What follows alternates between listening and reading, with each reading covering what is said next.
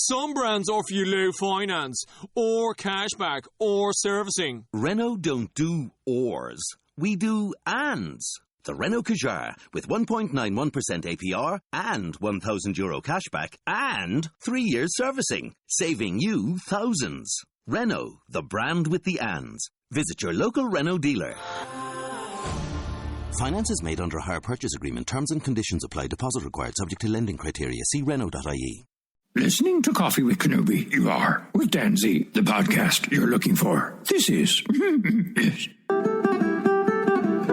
Previously on Coffee with Kenobi. In between, you're kind of building this culture of do-it-yourself Star Wars people. I know a lot of people came out of that culture, people like Pablo Hidalgo, who ended up working for West End Games himself and was a designer for them. So, and again, it's not surprising to be at this point that here we are, 30 years later, and he's now kind of sitting and working in story for the franchise, because that's kind of the perfect place to start. Yeah, I think that guy's going to go places. Yeah, I think he's really up and coming, yeah. This is Vanessa Marshall, Harrison Dula from Star Wars Rebels, and you're listening to Coffee with Kenobi. Yes, the great Pablo Hidalgo indeed. Hello, everybody, and welcome to Coffee with Kenobi, show number 153. We are your spoiler-free place for Star Wars discussion, analysis, rhetoric, and the best travel tips this side of the galaxy. I'm your host, Dan Z, drinking One Nation coffee out of a red Star Wars Christmas mug from Target a few years ago, and boy, do I wish they make mugs like this still, because it's great. It almost looks like an ugly Christmas sweater kind of a thing, but it's got Darth Vader and the Imperial logo and snowflakes, and I just absolutely love it. Coffee with Kenobi is brought to you by MEI and Mouse Fan Travel. For all of your travel needs, the Disney theme parks and the cruise lines, as well as anywhere you want to go on vacation, be sure to go to www.mousefantravel.com, the official travel agency of Coffee with Kenobi. On CWK, I invite you to join me as we think about the mythology of Star Wars in a whole new way, and maybe laugh a little bit in the process. You are here with your Star Wars family as we go to our favorite coffee shop and talk Star Wars. On today's show, Jay Krebs and Josh Gilliland join us as we talk about the top 5 things we love about Rogue One. And in the news section, we have a Galaxy's Edge update, as well as a brand new Star Wars animated series. Well, I don't know if series is the right word, but there's new Star Wars animation that's very exciting. So pull up a chair, grab your favorite coffee mug, and let's have some coffee with Kenobi.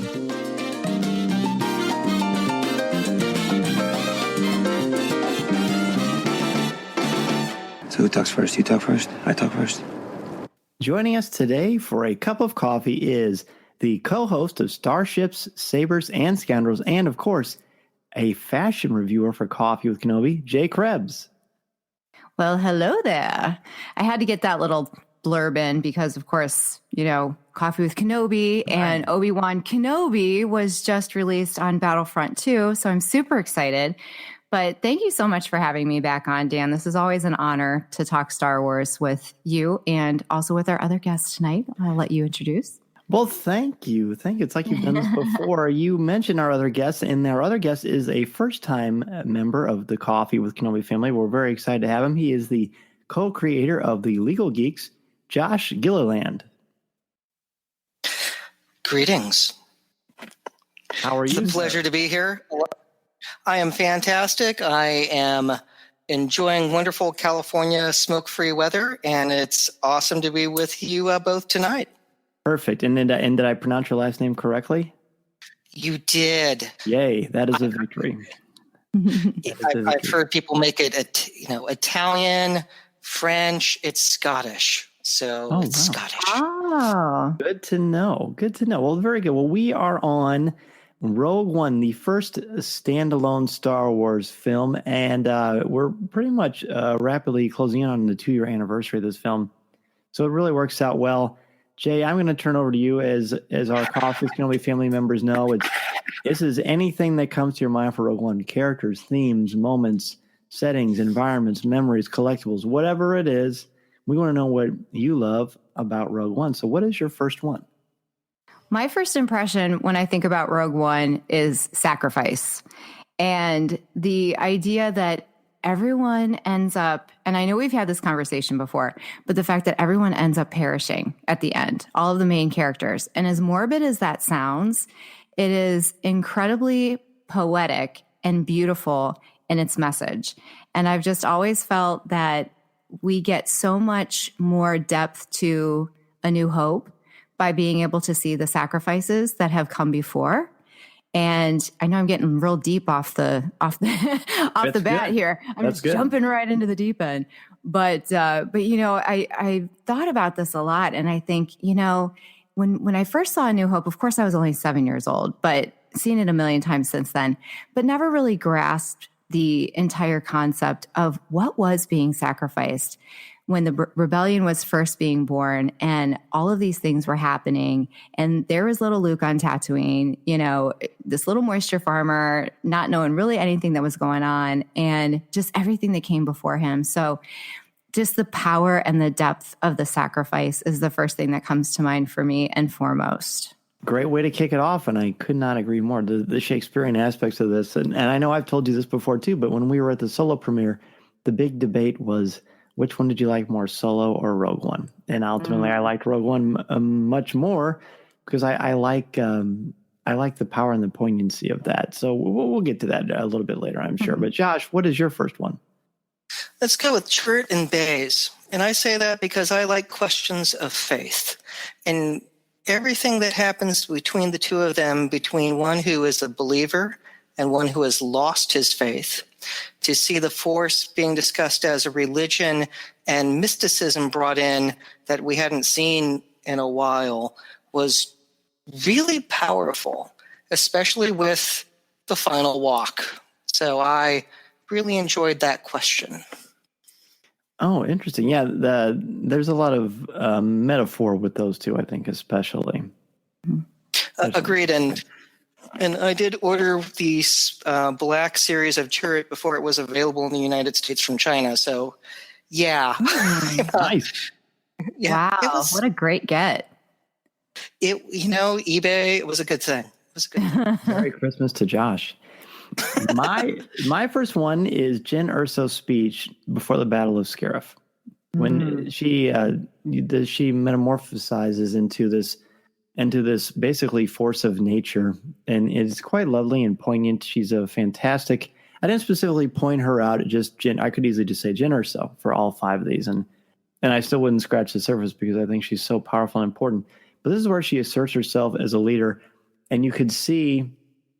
Well, it's not through the first time, but it's the first time when you see that it's circular. It's it's cyclical. They are responding to her. She motivates them. We're going to take care of this, or we're not. But we're going to give it our best. May the Force be with us. It's a great scene. Really, kind of encapsulates where she has come in her journey.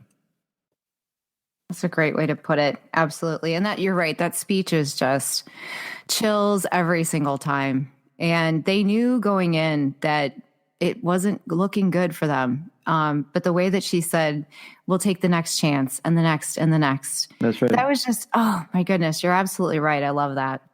She's awesome. Felicity Jones is awesome. We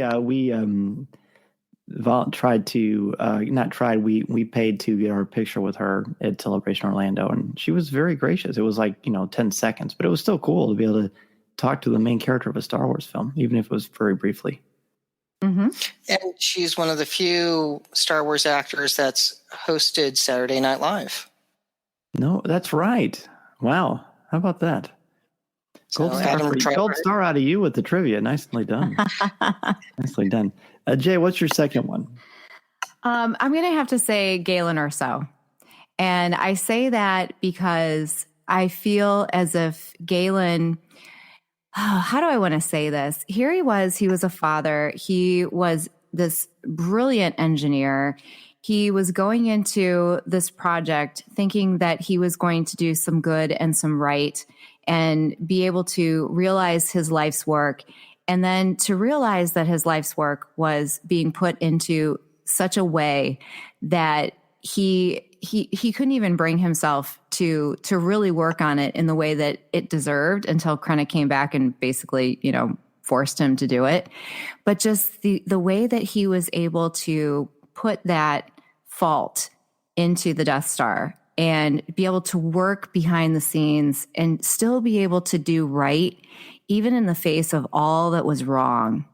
And I admire that about him. And the fact that he had to do that and sacrifice his daughter. And of course, Lyra sacrificed herself, but I absolutely love Galen. And after reading Catalyst, I love him even more. That book is... You need it. I'm telling, yeah. I mean, I don't often say that, oh, this book should be required reading. That book should be required reading, quite honestly, because it lends so much to the story. I agree. It's one of my honorable mentions too, because I think it really does kind of add a little bit of narrative glue to the film, and not through no fault of the film. It truly, like you said, it legitimately enhances the story, which you can't say that about all of them. Mm-hmm. Josh, what's your next one? So I have to say, Jay and I think a lot alike, so I am making some on-the-fly adjustments, but I'm going to go with the music. This is the first non-John Williams score. That's right. And Michael, I've never pronounced his last name correctly. Giacchino, I believe. I mean, that man is a genius who keeps cranking out soundtracks left and right. Mm-hmm. So he's, he did the JJ Star Trek movies. He did Incredibles 2. There's a long list that he's accomplished. But the Rogue One soundtrack is one that I frequently listen to while doing legal research, blogging, document review. There's a lot of excellent tracks to it, especially when you get to Jin's speech, mobilizing the rebel fleet, and the Battle of Scarif, and the end, all extremely powerful and moving. And I really admire that. I agree. It's so funny, Josh, that you say that, because we are of the same mind. Because that was another, I was thinking, as when you said that, I thought, oh my goodness, he's so right. Because I'm the same way. That is one of those soundtracks that I pop in, and I am all about the composers. So I'm a big music geek. Whenever different movies come out, if it's, that's Giacchino, or, that's Jablonski, or that's Hans Zimmer, or whatever, you can tell their style. But it's still Star Wars, which is awesome. It's so hard for me to even comment, because so many things that are on my honorable mention too, that you're both just saying it so beautifully that I don't even really need to bring it up later. My second one, this is the layup. I mean, this is the softball that you served to Babe Ruth. It's Vader's scene at the end of the film. I mean, what more needs to be said about that poignant, powerful scene? It almost feels like I'm cheating saying it, because it feels very, very obvious. But every time I see the movie, I still get those chills, and I feel legitimate, not sympathy or fear, but empathy for these rebels who are just terrified of this monstrosity, this weapon of evil, who's wielding this red lightsaber with no mercy and no emotion of any kind, except for anger. And it's so frightening, and it's so powerful, and it's the Vader moment we've wanted to see on screen our entire lives. And the fact that it was sort of inserted towards the end of production anyway, it's just magnificent. I mean, really, that's the home run for sure. Oh my goodness, I couldn't agree with you more. And I'm sitting here just thinking about it, getting chills, quite honestly. And I do remember seeing that for the first time on the big screen and just being absolutely floored. And terrified. And you could totally feel the emotion that was going on. And again, coming back to that idea of sacrifice, and just, that whole scene at the very end with the rebel saying, launch, I couldn't think of the word. You got me all flustered just thinking about it. But the launch, and just that desperation in his words, and you're right. Just the sheer power of Vader is just incredible. Well, and that's what we like to call is a pants wetting situation. Spill your Coke all over you, choke on your popcorn moment. Yeah. That's right. Well, that's a great place to end our first segment. Let's go ahead and take a break. When we come back, we'll bring up the next 2 points on the top 5 things we love about Rogue One. This is Coffee with Kenobi. This is Coffee with Kenobi.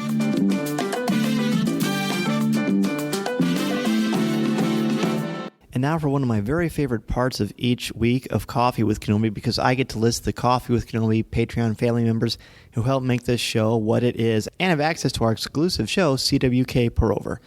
People like Ben Elkington, Rebecca Raven, Dennis Keithley, Terry Lee, Melinda Wolf, Wayne Booker, Aaron Harris, Chris Skavarka, Angela Sauce, Mediocre Jedi, Caroline, Tim Bungaroth, Chris Metz, LJ Sauter, Thea Selby, Jeff Ellis, Daz Davies, Christian Dale, Jason Hall, Brian McKinney, Connie Shee, Mike Audette, Jerry Cantor, BJ Smith, Eric Struthers, Nick Deco, and Mark Suter. When you contribute monthly to CWK's Patreon page, you allow us to do a lot of things that our podcast would not normally be able to do, and you get something out of it as well, besides helping our show and helping us to grow and expand, which is amazing, and we really appreciate. You have access to CWK Pour Over, the exclusive weekly podcast that comes out every Sunday and is hosted by myself, CWK co-founder Corey Clubb, and CWK newsman Tom Gross. And the three of us, our chemistry is great.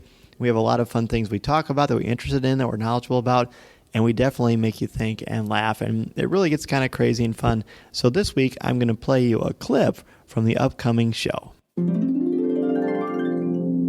Is that it's got all of the Super Friends seasons. There's like 7 or 8 seasons of Super Friends, including the Legion of Doom, which is probably my favorite. So I'm able to introduce Mason to all these DC characters, obscure and more popular characters. But they're very, very family safe. There's no shooting. I mean, if there's violence, just like they're throwing nets on people, or everything is kryptonite when Superman's around, and all that kind of stuff. And that great voice that does all of the things like this. That you Meanwhile, like back at the Hall of Justice. That's right. Well, you apparently had Conway Twitty on yours, but mine was... So that conversation began because Corey asked me about the DC streaming service, which I have, and they wanted to know what I thought about it, if it was worth the value. So that led to conversations about comic books, the benefits of streaming versus cable, going to the theater, all kinds of great stuff. And that's the kind of conversations we have. We have an outline, we have a plan, but we just kind of let things go where they go, just like what it would be like when the three of us have coffee together. So you get a front row seat to that. So if you'd like to hear more about CWK Pour Over, go to patreon.com/coffeewithkenobi, or feel free to email me, danzy@coffeewithkenobi.com, or you can check out the red button at the top of our webpage, www.coffeewithkenobi. I think you'll love it. We've got 34 shows on there right now. They're just a half hour each, and it's a great way to start your week. So again, be sure to go to www.patreon.com/coffeewithkenobi. One Nation Coffee is the official brew of Coffee with Kenobi. It smells fantastic and tastes even better. They even have a subscription service that is very convenient, so you'll never run out of the best coffee in the galaxy. Be sure to go to www.onenationcoffee.com, enter the code Kenobi10 to get 10% off your first order, and get ready to enjoy the official brew of Coffee with Kenobi today. We're back, and we are back to Jay at the top of the order for the third thing you love about Rogue One. Well, I love me some droids, so I got to go with K2SO on this one. And just the fact that, here he's this repurposed Imperial droid, and, he's being taken under his wing by Cassian and basically being made a soldier. But he's got that whimsical side to him where he's lethal, but I love his attitude. And I just love Alan Tudyk anyways, as far as a voice actor is concerned. I loved him as Sonny in iRobot, and of course as Steve the Pirate in Dodgeball as the actor as well. And Hey in Moana. Oh yeah, I forgot about that one. But he's so versatile, but you just totally believe the character. I mean, you just totally believe everything about him, and you empathize with him. And here you have this droid, and I cried. I bawled when he gave himself up and perished, because he, again, sacrifice. Coming back to it again, I sound like a broken record, but there it is again. So yeah, K2 for me, he's amazing. He makes me laugh. He makes me cry. He makes me shake my head, but he's amazing. I like that you point out 3 kind of major things, 3 very conflicting emotions, but they all bring an actually rather well-rounded droid, which you really can't legitimately say that as far as characters go for many of them. Mm-hmm. They're all pretty much one-trick ponies that do their tricks beautifully, but there's a little bit more to K2. Absolutely. Well Josh, said. what's your next one? And So we're going to weigh in on what Jay just said? Yeah, with K2, I love K2 because he's kind of the mix of Chewbacca and R2-D2 into one to get kind of best of both worlds with that the ultimate wingman. Because a lot of people fall into two categories: is Chewbacca your wingman, or is R2-D2 your wingman? And with K2, they pulled the best out of both for like the ultimate sidekick. What a great description that is. I love it. Okay. Yeah. So this is where I put my lawyer skills to work with my number 3, which I'm going to call character chemistry. You have Krennic to Tarkin, Galen to Krennic, Jin to K2, Cassian to K2, and just beautiful, gripping character interactions. With the opening scene of you're confusing peace with terror to, well, we have to start somewhere. Now, if you're, again, being the lawyer, thinking about the security state, it's a wonderful allegory for those who enjoy those debates and like doing that type of analysis. So, and just the way that everyone comes together and interacts was one of the most endearing parts of this film. Wow, I never really thought about that. Yeah, absolutely. And just hearing you talk about that just makes me think of, well, many of the truths we cling to depend greatly on our point of view. So you pointed that out, with peace versus terror. And that's awesome. I never really considered that before. So thanks, Josh. Yeah, it's very paradoxical in their point of view. And it shows that, evil doesn't think they're doing evil. They think they're doing what needs to be done, which is even more frightening, I think, probably. And Josh, when you started to give your list and connect these characters, I thought, oh my gosh, we're going to end up at Kevin Bacon, but we didn't. 6 degrees. That's honorable mentions, yeah. You had me at bacon. Sorry. Bacon. All right, so my third one is the sacrifice of Bodhi Rook. And there, I could point out any of them, but for some reason his hits me the most intensely. And I think it's because where he came from, what he went through just to get to this point in the film. Very much a person who goes against the oppression of the Empire, who's seen it firsthand. He's seen the ugliness of some of the extreme sanctions of the rebellion. And he finds himself in a place where he meets his tribe, he meets his people, and he knows this has to be done for the good of the cause, and he may lose his friends as well. But the way he does it is just, it's lovely. It's probably the most poignant sacrifice in the entire saga, I think. Very well said. Yes, you're absolutely right. And Bodhi was actually one of my top 5 characters that I had written down too.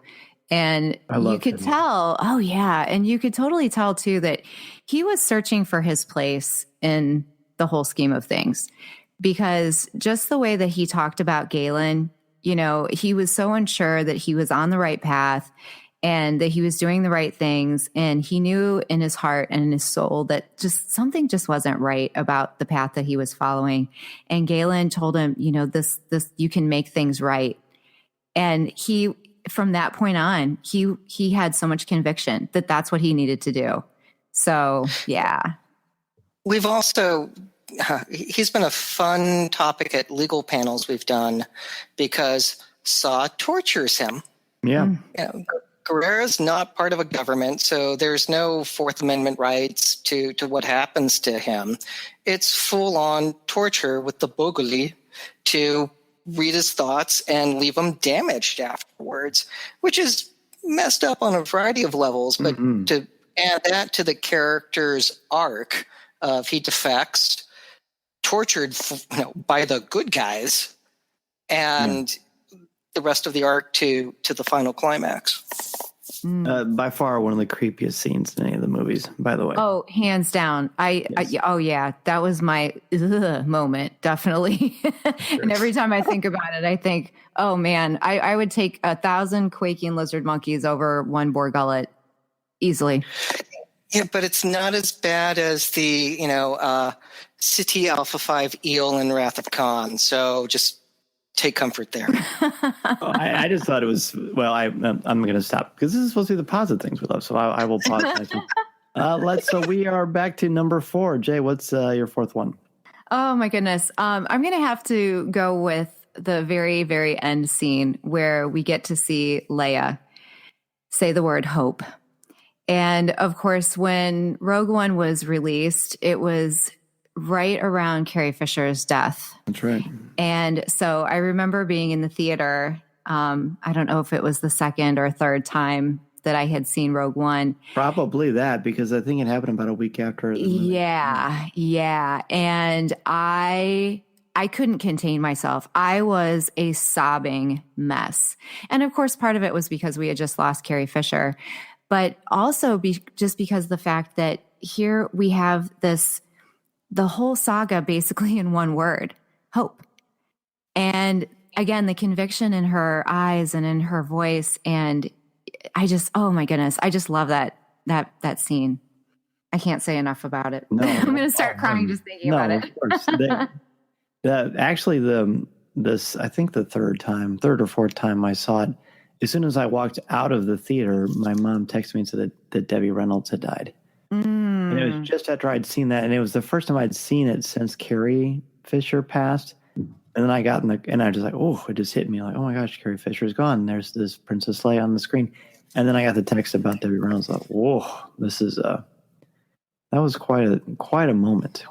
Well, Josh, we're gonna turn over to you to bring us back up again. What's your fourth one? So my fourth one is the Battle of Scarif, because it is the most complete battle in all of Star Wars, and I wager the best, because it takes place in multiple theaters all at once in an interconnected fashion for the ultimate goal of getting the plans out. It's land, air, and space, and that is wicked cool. Plus, seeing the original footage of pilots from Star Wars. Oh, yeah. I lost it. Brilliant. I mean, and I'm curious to see how many times you each saw in the theater. I was at 4 or 5, cheering every time. Every time. It is so great, especially for those of us who grew up on the saga, and we just have so much emotionally invested in the original trilogy itself and all of the ties that are made with things like the pilots. And I love that you brought that up. Absolutely. Because that was a great moment for me as well. And even hearing like the person who had the call sign for Red 5 right before Luke, that was just kind of oh my goodness. Yes. It's like, oh darn, that's what happened to him. Sorry, dude. Yeah. Sorry, dude. Yeah. But thanks. You should have said that at the eulogy. That was lovely. Sorry, dude. So my fourth one is the end of the film from the perspective of Jen Erso and Cassian Andor. I love the fact, like you said earlier, Jay, I love that the fact that they sacrifice. I love that they're at peace with it. I think, of course, you want the characters to live, sure, but from a narrative, weighty perspective, being a very much a student of Shakespeare, I firmly believe in the power of this to give it more weight, to give it more gravitas, to give it more cost. And as important as that to me is the ending when they're on that beach or they're in the elevator. There's a complete lack of romance, but it's completely full of intimacy. And I think that is so important. And it may just because I'm I don't know. I'm married. I have 3 children, and I love my wife so much. I very much believe and live the power of what it means to find your soulmate. That being said, I don't think every fictional character needs to fall in love with someone for their relationship to have any benefit, or merit. I think you can have full intimacy and passion without there being romance, and I find that to be refreshing. And it's sort of an easy push button Hollywood trope to have everybody couple up, but I find that just to be the easy way out. I think there's more power in this. Mm-hmm. Yeah, I totally agree with you. And you're absolutely right, because, I mean, they could have easily done, cute romantic movie or music and, they kiss and da-da-da-da-da. But I'm glad that it didn't happen. Yeah, I would have been really disappointed. It would have killed it, quite honestly. It would have. It wouldn't have fit. Like, it's like, well, here's our impending death. Want to make out? No. I'm like, no one does that. The best is when they do it in the Blues Brothers, when that car is falling from the top of the building, and because I've always loved you. Oh my goodness, I totally forgot about that. That's hilarious. Dan, I love you. That's awesome. But you are right. You're so right, Dan, because it was in that moment that they found solace in one another, and they found a kinship, and they hated each other. I mean, and he also learned to see things differently because of her belief in her father. Absolutely. And it was one of the first times that he saw, well, I'm a soldier and I've been fighting this war since I was 6 years old, but maybe there's another way. And she opened his eyes to that. And I think that he found peace, and he wouldn't have found it if he hadn't met her. Absolutely. Because you could tell he was such a conflicted soul. I always love saying that line, since I was 6 years old. But it's like one of my favorite lines to say. But yeah, he was conflicted too. I mean, he was a lot like Bodhi, I feel like, in that way. He's much more complex. Yes, he and Bodhi really are. And not to go off on a tangent, but I'm so excited that we're going to get some more, backstory about Cassian with this live action show. So excited about that. I agree. I totally agree. So let's go ahead and take a break. When we come back, Tom will bring us the latest news, including some information on Galaxy's Edge and a brand new Star Wars animation project. This is Coffee with Kenobi. This is Vanessa Marshall, and you're listening to Coffee with Kenobi.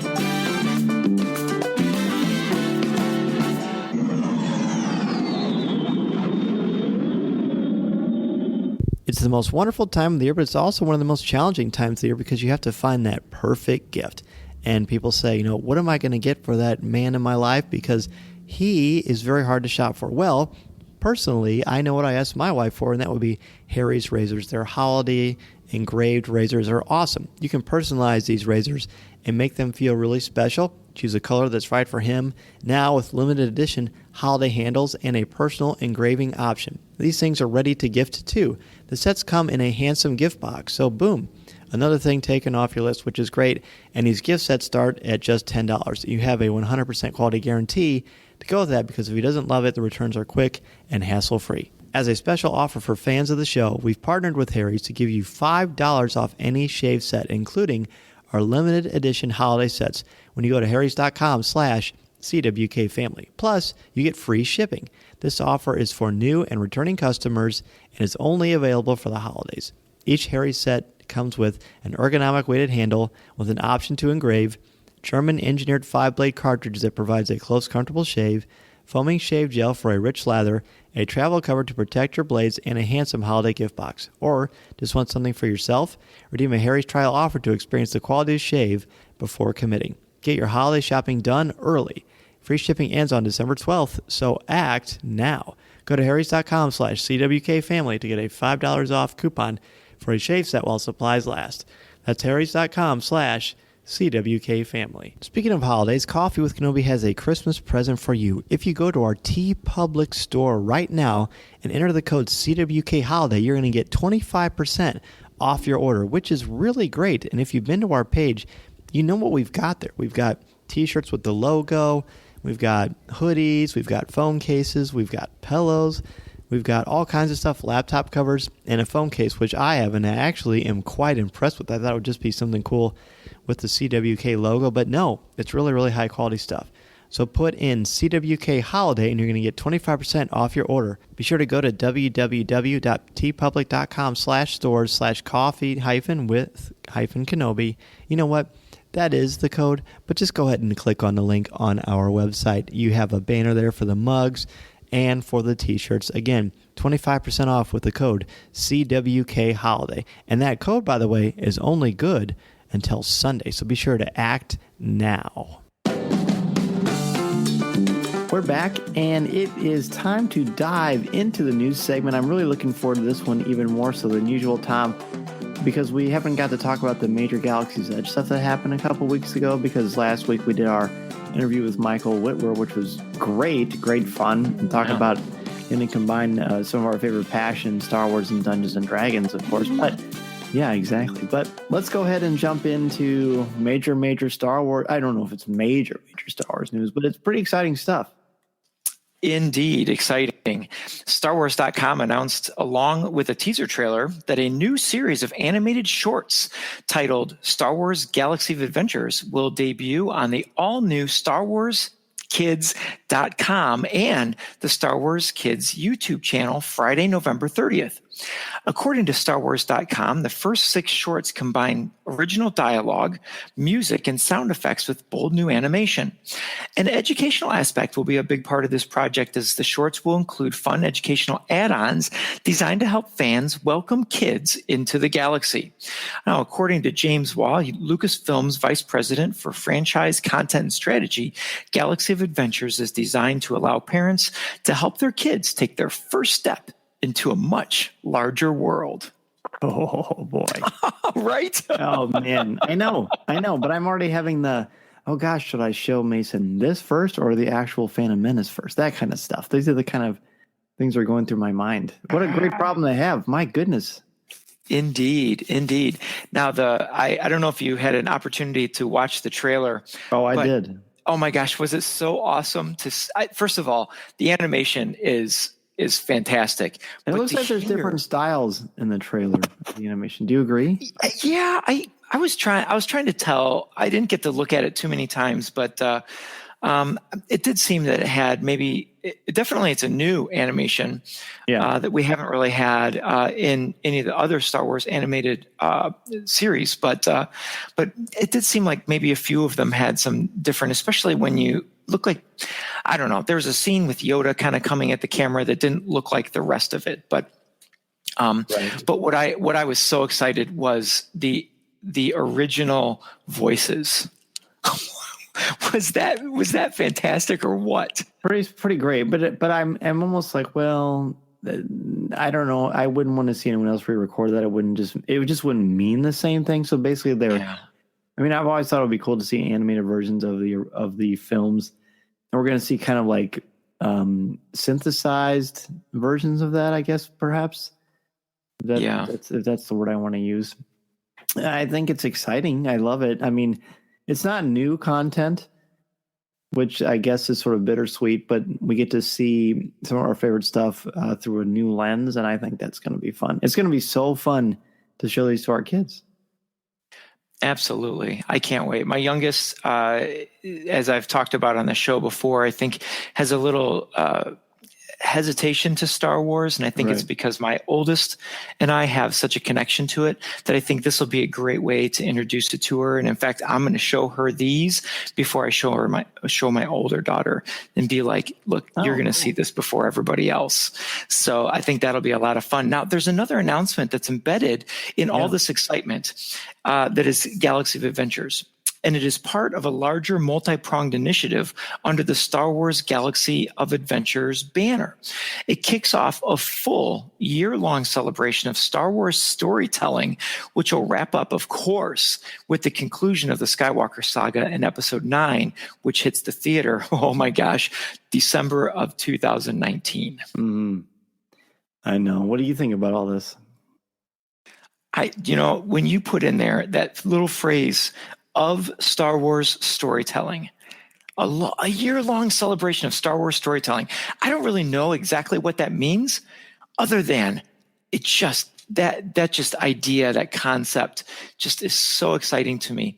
A new webpage too, StarWarsKids.com. Yeah, that's right. And you said it's not going to be necessarily new content, but in watching that trailer, it does appear that it'll have some new perspective or a new point of view, perhaps of some some original content. So all of that, it's really exciting to me. I don't know exactly what to expect, other than I love the theme that they're really kicking off here.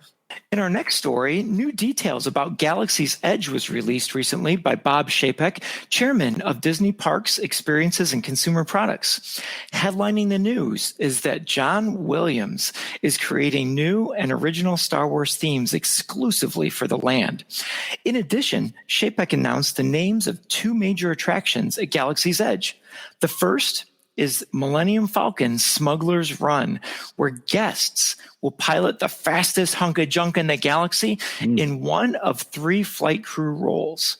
And the second is Star Wars Rise of the Resistance, where guests are put in the middle of a battle between the Resistance and the First Order. Now, you can catch a hint of Williams' Galaxy's Edge theme song performed by the London Symphony Orchestra and teasers of Smuggler's Run and the Rise of the Resistance video clips on Coffee with Kenobi's website, or you can hop on over to starwars.com. That other Star Wars site. Yeah. That other one, yes. Yeah. The ultimate Star Wars website, starwars.com, of course. Yeah, okay, so while you're saying this, my face hurts from smiling. I'm so excited about this. I can't even tell you, dude. I cannot wait to... I don't know what I'm more excited about. Seeing the Falcon for the first time, walking up the ramp for the first time, or going on the ride for the first time. It's just all part and parcel. Having the name, it's sort of funny. I don't know about you, but hearing these names... it just kind of feels like, oh yeah, of course it is. It's not like a revelation. It's more like, oh yeah, that seems like that's what it's supposed to be anyway.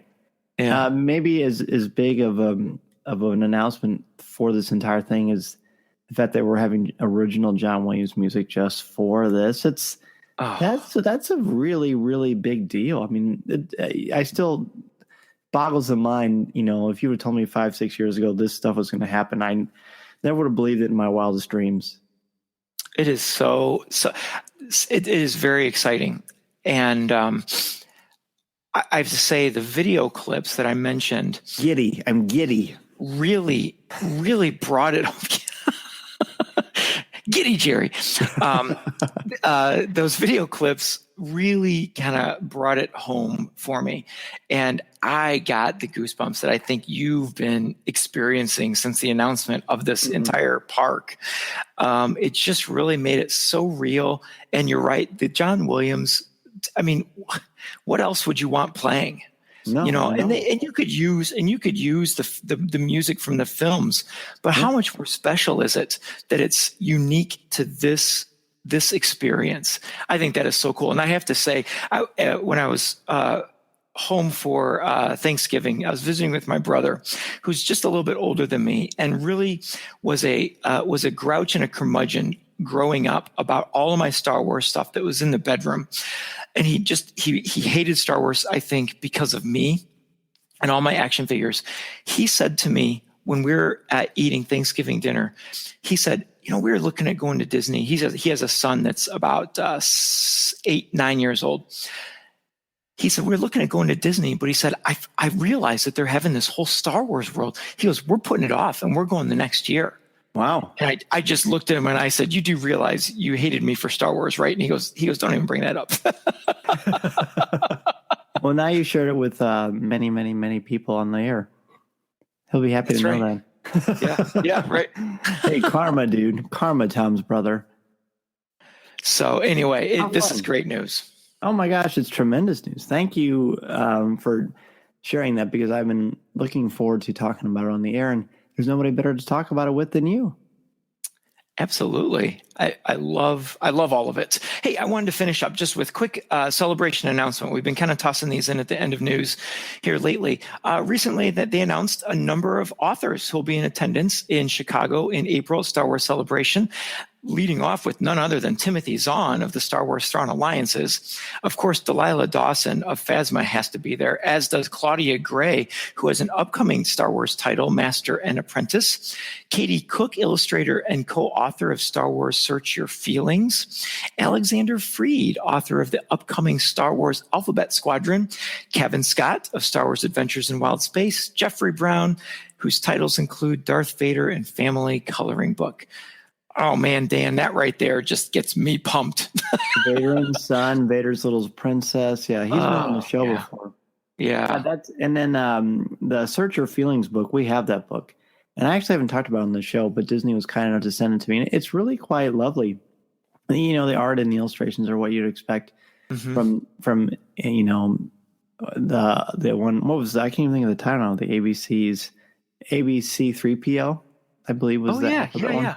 Yeah, it's so fun. And then it's got some nice little rhythmic write-ups about the different emotions. It's fun to read it to our son because then he sort of talks about what the feelings mean and we guess them based on the illustrations. So that's good. Yeah, it's cool that they're going to be there. Man, Celebration. I've already got so many irons in the fire for Celebration. I'm very excited to start announcing them as we get closer and closer to the big weekend. So Tom, thank you so much. Let's go ahead and take a break. When we come back, we will close out our list of the top 5 things we love about Rogue One. This is Coffee with Kenobi. This is Coffee with Kenobi.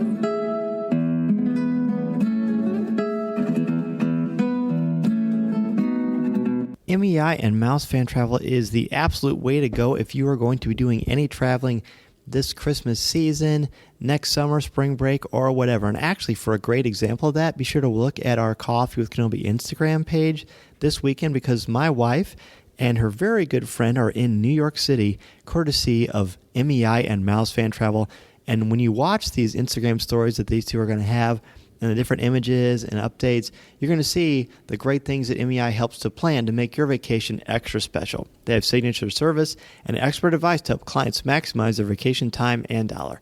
They help your family enjoy everything the Disney theme parks and the cruise lines have to offer, help plan every detail, and share invaluable tips. Check out www.mousefantravel.com today and let them know Coffee with Kenobi sent you. And don't forget www.onenationcoffee.com for the best coffee in the galaxy. It's also the official brew of Coffee with Kenobi. I start my morning every single day with One Nation Coffee because it is the best. You can start your coffee subscription so you never miss out on the best coffee in the galaxy by going to www.onenationcoffee.com today. Plus, enter the code Kenobi10 to set up a coffee subscription and save 10% off your first order.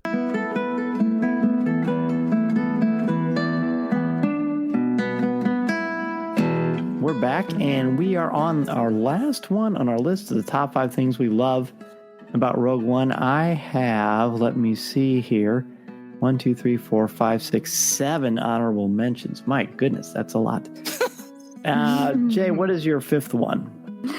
Oh my goodness. It's almost like, you know, reach into the fishbowl and pull one out because there's so many. Okay. Game time decision here. I'm going to have to go with just the whole idea of the relationship between Jyn and her father, even though that they were separated for so long, and the fact that he named the plans Stardust and Jyn knew it without question that was the name of the file that they needed.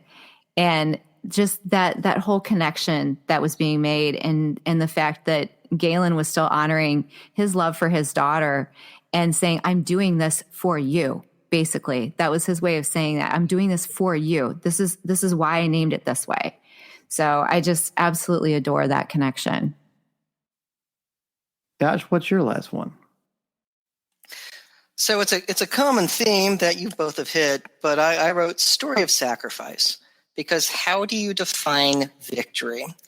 This flows like a World War II era spy movie where the ultimate play to get the plans out cost everyone everything. And that was victory in order to be able to fight again to actually blow up the Death Star. And because of that, it fundamentally changes the way that at least I watch the original Star Wars, because R2 wigging out, going like, no, I'm not staying here at this farm, I'm leaving. It's like, it makes sense because of everything that transpired. It really does suck you in. Everyone sacrifices, whether it's Galen to Jyn, and that's also the tragedy of the daughter having to try to rectify and finish the father's work, and costing her life at a young age. So it's that powerful story that It's the Bridges of Navarro. I've never pronounced that correctly, but it does have that World War II spy movie vibe. Yeah, it does. And that you open up an interesting moral quandary that we have to explore in a future episode. So very, very good. My last one is Director Krennic and Vader's scene in Vader's castle.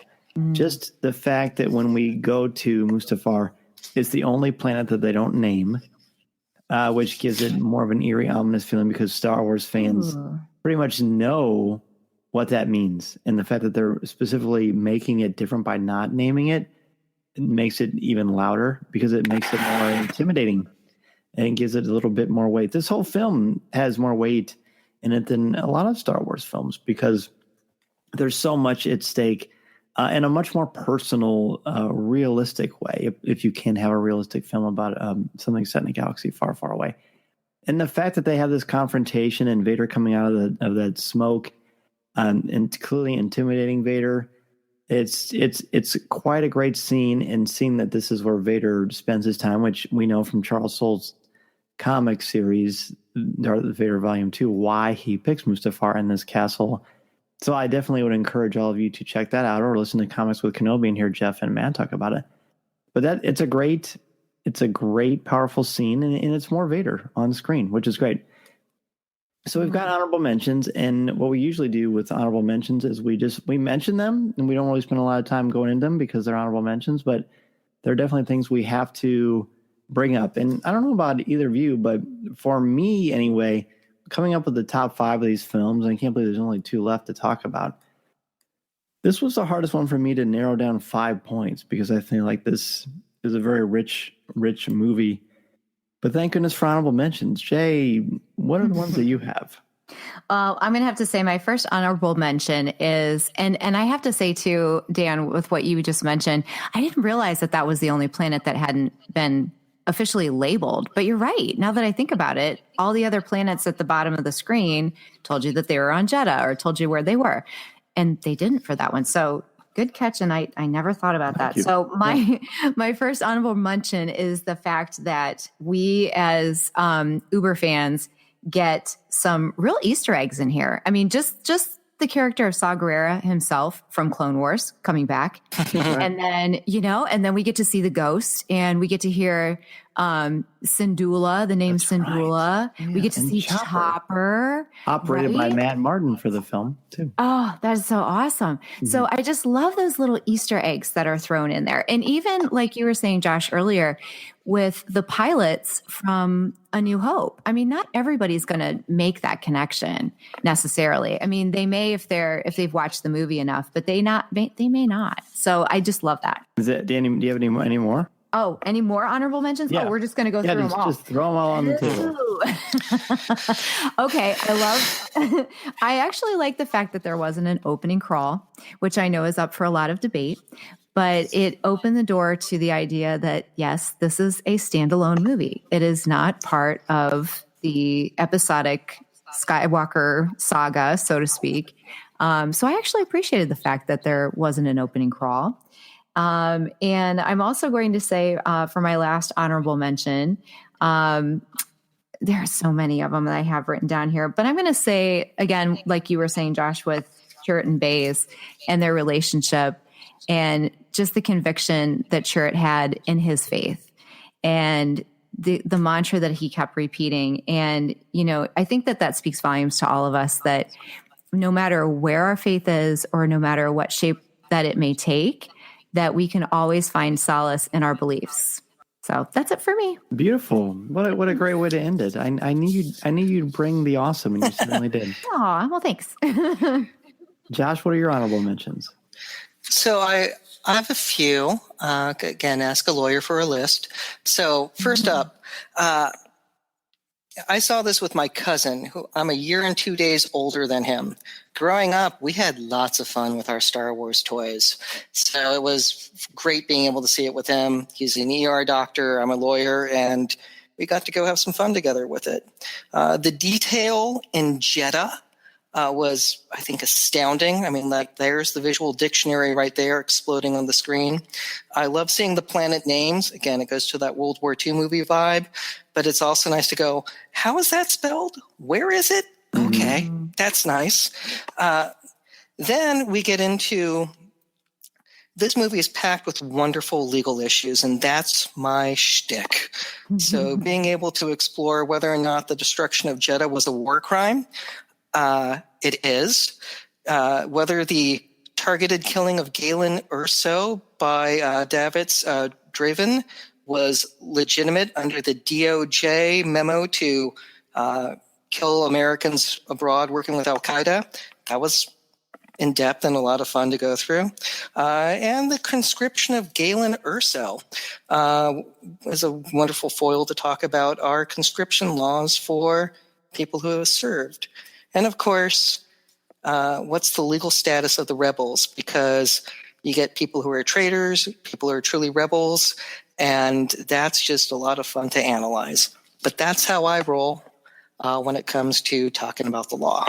Wow. And we'll get to that too when we ask you about the legal geeks at the end of the show. So thank you for sharing that. I am blown away right now. That was pretty amazing. Not gonna lie. Thank you. Absolutely. Very, very good. Very well. Very nice, Josh. My honorable mentions, nowhere near as eloquent as what Josh just said. But the first one I put is Jen Erso and her presence. I mentioned at the top of the show that every one I have could be about her. But I mean, she's just a someone you can't take your eyes off on screen, and she's always got something important that she's doing or she's contemplating, or just her interactions with other characters. She's great. She's one of my favorites. Hope, the ending, like you mentioned, Jay, the fact that it ends on that and what that means to the saga and what it means to us as people is timeless, and I think that's great. The wisdom of Chirrut Imwe and how he presents himself, and in a very non-Yoda fashion, but with a lot of weight and a lot of wisdom and a lot of aphorisms that I think mean a lot to a lot of people. Galen Erso, and I mean that he's a great actor anyway, Mads Mikkelsen, but he's awesome, and I like Catalyst, as you mentioned, also Jay. That adds a lot to his character for me, but he's magnificent. The fact that this movie broke the mold on what it means to make a Star Wars movie, and that it created a brand new one. You can give it a little bit more of an edge, but still keep that childlike wonderfulness that is Star Wars. I like Giacchino's version of the Imperial theme here, especially when they first show the Death Star. And then at the end, I have the theme of sacrifice. So there are my honorable mentions. Rogue One is a great movie. And I'm very glad that the both of you were able to join me for a cup of coffee to talk about this. Let's go ahead and have you both share with everyone where they can find you and all of your great contributions to Star Wars. Jay, we'll start with you. Well, of course, you can find me right here on Coffee with Kenobi on my Core Worlds Couture fashion review blog. Been taking a little bit of a hiatus right now. Life just kind of gets in the way, as you all know. But I do have some things on the back burner, so to speak. So I'm hoping after the first of the year that I can get back with that. You can find me on Starship Sabers and Scoundrels, which is a biweekly podcast that I host with Dennis Keithley and Darth Taxis over on the Retro Zap Network.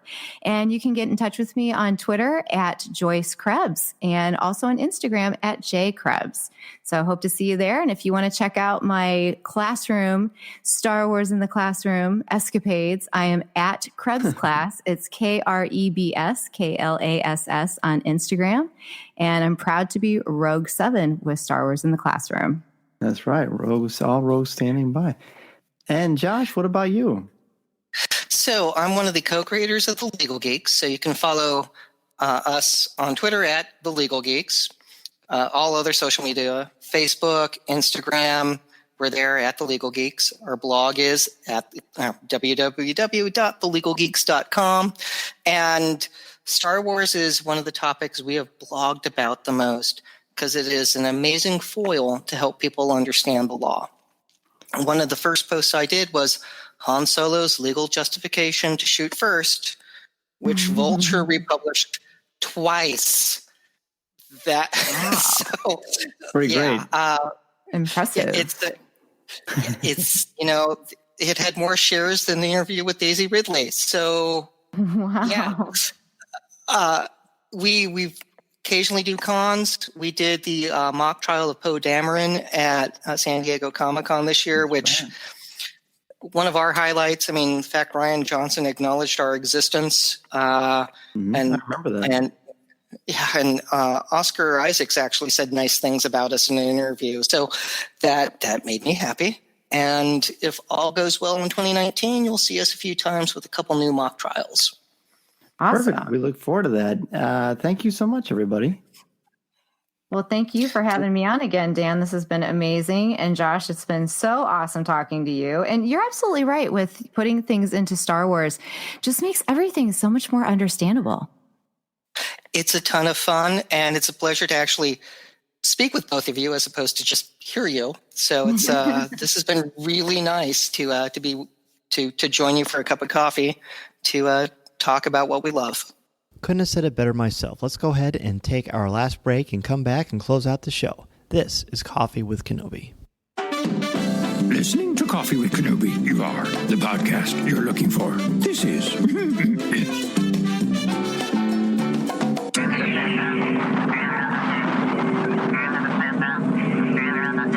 Before we get to email, I want to thank our CWK sponsors, TeePublic, One Nation Coffee, Harry's Razors, and Mouse Fan Travel. Please support them the way they support our podcast. And remember to listen to new and archive shows of Coffee with Kenobi wherever you listen to podcasts, including Apple Podcasts, Podcast Addict, Stitcher, Spreaker, Overcast, Blog Talk Radio, Player FM, or our website, www.coffeewithkenobi.com. And if you listen to the show through iTunes, please leave us a review. We're also on Facebook, Twitter, Instagram, YouTube, Pinterest, and Tumblr, and we'd love for you to check us out there. Also, be sure to listen to our CWK family of shows, including Legends Library, Rebels Reactions, Comics with Kenobi, and Lattes with Leia. Please leave a review for each of their shows as well, and be sure to subscribe to each of them individually, as they all have their own feeds now. That's going to do it for today's show of Coffee with Kenobi, show number 153.